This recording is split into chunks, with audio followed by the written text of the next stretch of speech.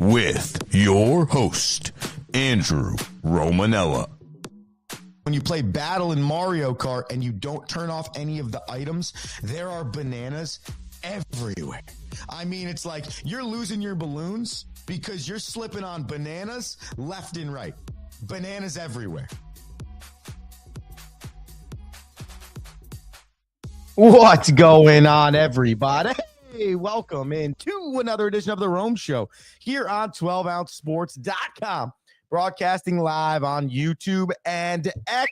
I am your host, Andrew Romanella. I got you for the next 30 minutes or so. It is Tuesday, July 8th, 2025. You want to get in on the action, head to youtube.com/12OZ Sports or x.com/12OZ Sports. Comment right there on the live watch of the show, and you can get your commentary on the air. We got a good show for you today in the middle of the summer. Hope you are enjoying your time off. If you are at work today or on your work today, we hope you are making your Tuesday morning just a little bit more enjoyable. If we do, and you realize you need to share it with a friend, the Rome Show podcast, wherever you listen to podcasts. We got a great debate today for a straight off the Rome, which we will start with. And the question is simple.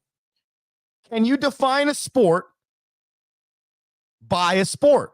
Meaning, does the Nathan's hot dog eating contest get considered a sport? Would you consider Joey Chestnut an athlete? Okay, that's what we are debating today. Plus, we go around the Rome for a little New York Knicks basketball because they finally hired a head coach. And I truly believe of all the options that the Knicks had out there, this hire was probably the best option outside of the guy that they just fired. So we'll talk a little bit of Knicks basketball. And if we have time, Tyrese Halliburton, the superstar, potential superstar, the definite star guard for the Indiana Pacers, who tore his Achilles during the last game of the NBA Finals, is said to will miss the entire 2025-2026 season. And I got some thoughts and some theories on why we are seeing so many more Achilles injuries in the sport of basketball, especially from the game's best stars. Just to name a few: Damian Lillard, Jason Tatum, Tyrese Halliburton. So that's your schedule today. Get in on the action. The Rome Show 1, Instagram, Facebook, X, TikTok, or as I mentioned before, you can comment live on the show. Without further ado, let's get into our first topic. I want to hear from you. What is a sport? It's a straight off the Rome.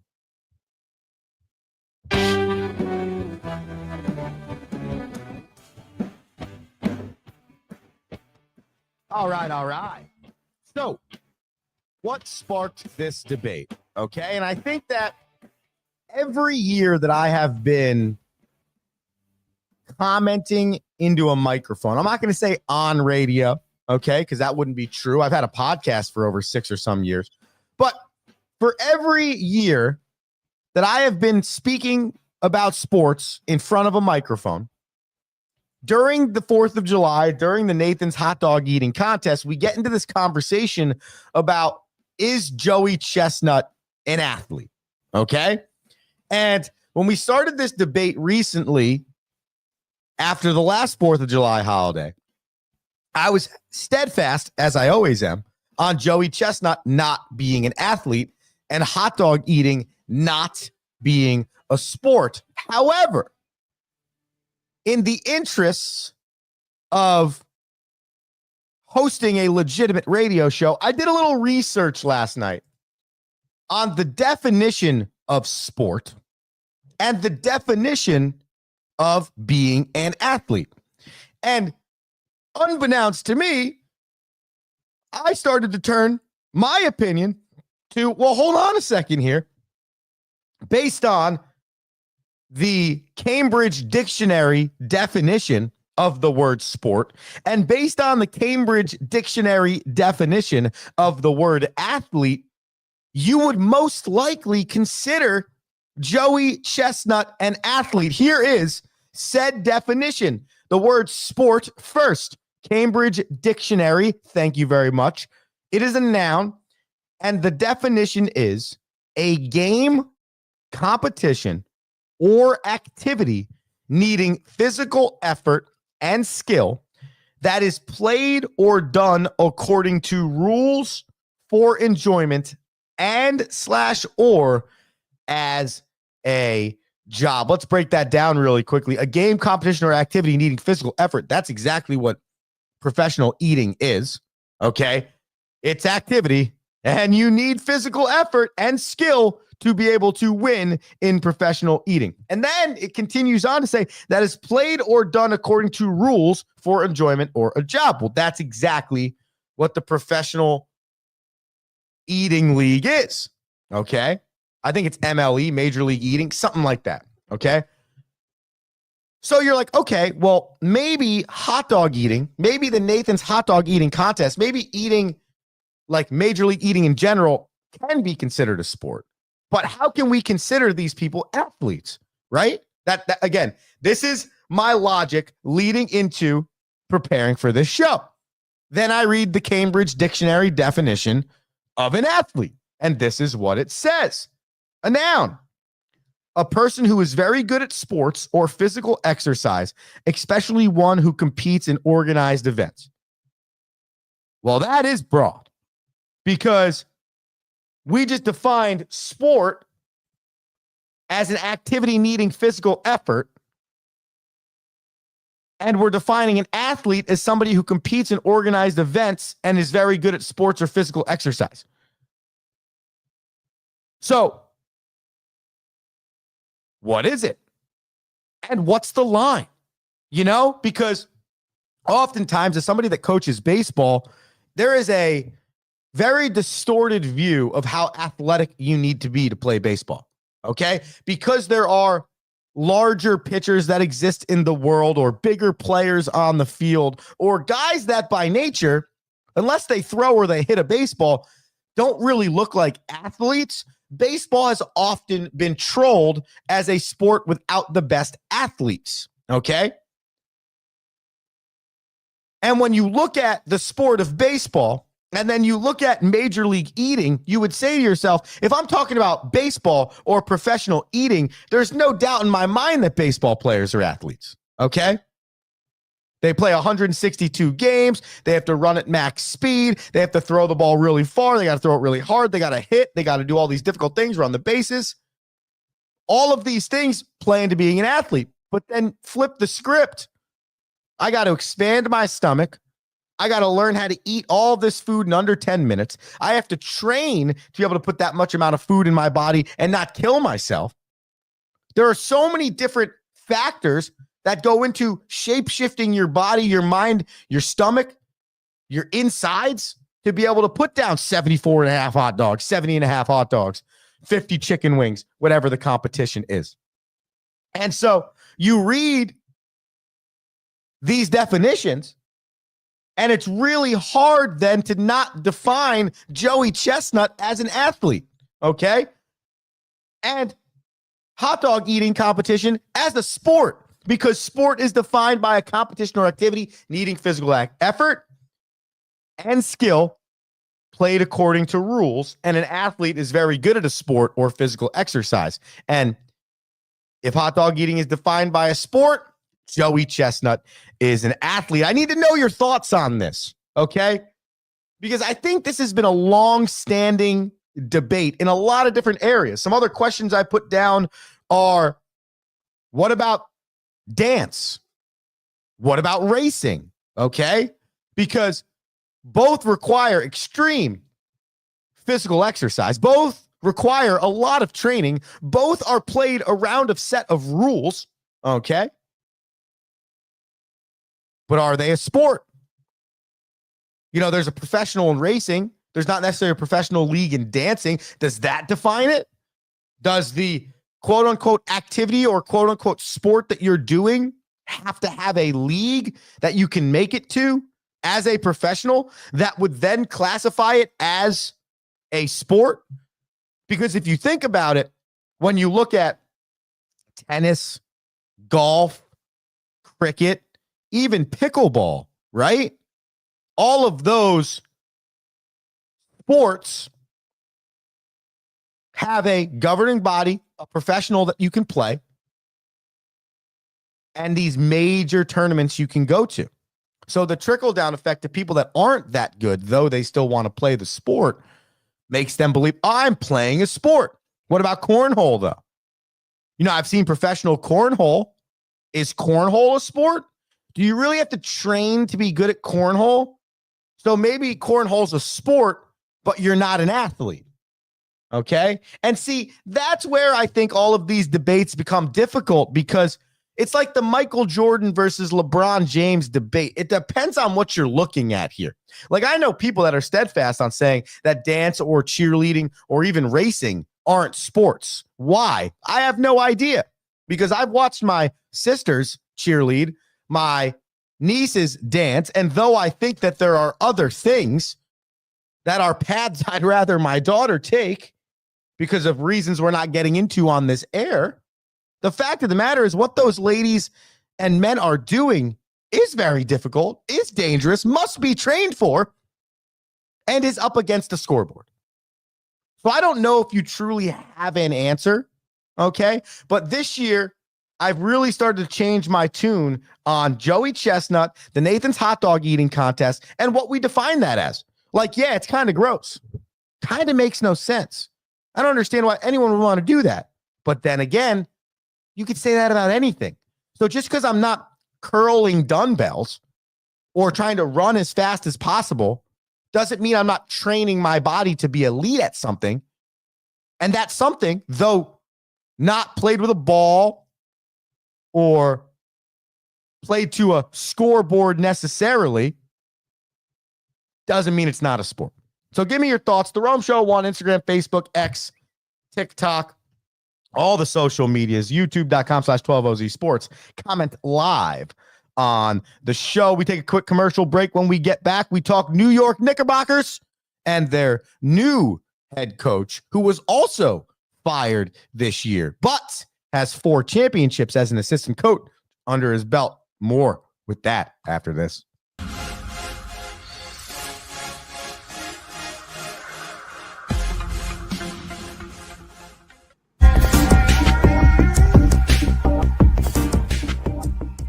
Welcome to MyBookie. You're ready to create an account and start making money, and we're here to help. And remember, you can get a bonus of up to $1,000 on your first deposit.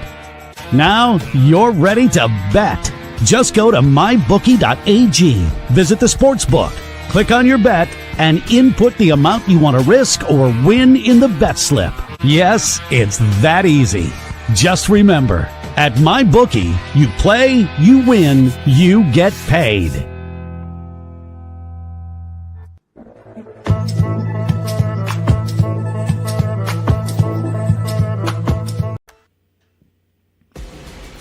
Need tickets to that next event? Well, at 12 Ounce Sports, we've got them with soccer anywhere in the world. Tickets to any venue, any sport.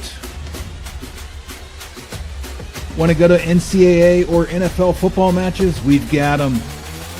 Yeah. Baseball at every level.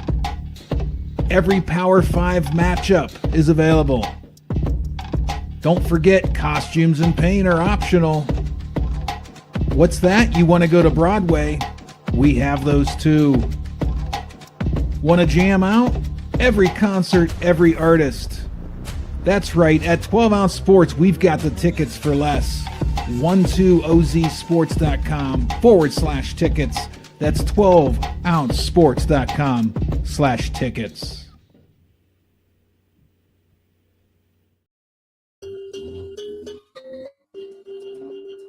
It's the Rome Show! Yeah. It's the Rome Show. 12ouncesports.com. We broadcast live on YouTube and X.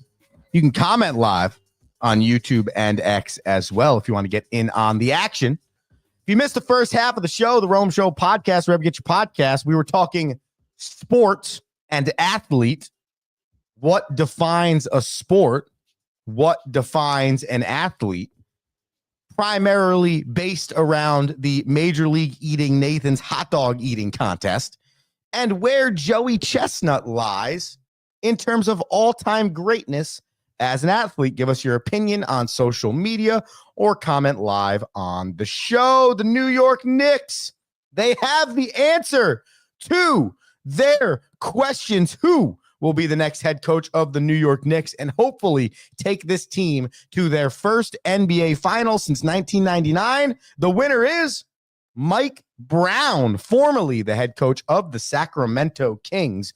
Mike Brown, a two-time NBA Coach of the Year in 2009 with the Cleveland Cavaliers and 2023 with the Sacramento Kings, despite bringing the Kings to the playoffs for the first time in like 2 decades. After a 13-18 start this year, the Sacramento Kings decided to let Mike Brown go. And so Mike Brown, after coaching 31 games in the 24-25 season, was let go and was looking for a job. Now, Tom Thibodeau takes the Knicks to the farthest they've been since 1999 and loses his job. So there's only really a few hirings here. If you're Leon Rose and you're the Knicks front office, only a few hirings here you truly could have gone with that actually were the right move. They tried Jason Kidd, got denied. They tried someone else, got denied. And you're looking at Mike Brown and you're saying, well, hey, man, listen, never won a championship as a head coach, but he's got 4 championships as an assistant in Golden State and in San Antonio.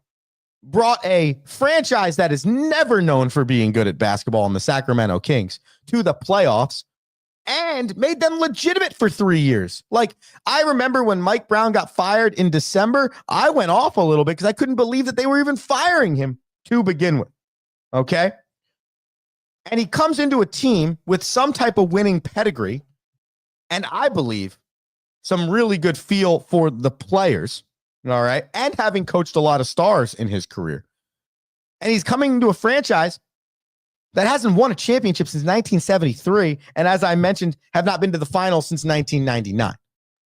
So it's been 26 years since they've even entertained being in the finals, let alone the same 50-plus years it's taken for them to get back to winning a championship. So Mike Brown, his career record of 454 and 304 will go to New York to hopefully turn Jalen Brunson, Karl Anthony Towns, and company into not just a Final Four or Final Six contender in the National Basketball Association, but bring them to championship caliber pedigree. I've always felt like in Golden State and in Sacramento, Mike Brown got the short end of the stick.